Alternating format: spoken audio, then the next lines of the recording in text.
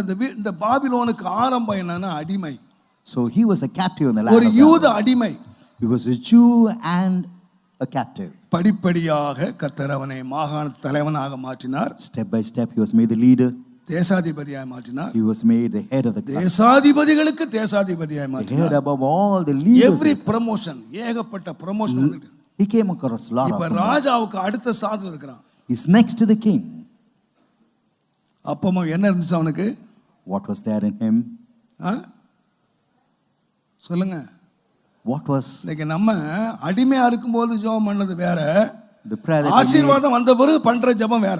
the prayer that we make after blessing? அடிமையா இருந்தபோது வழக்கத்தின்படி ஜெபம் பண்ணோம். We prayed regularly when we ஆசீர்வாதம் வந்து என்னத்தை கொண்டு போயிடுச்சுன்னா ஜெபத்தை கொண்டு போயிடுச்சு. but what the blessing has taken away, it has taken away the prayer.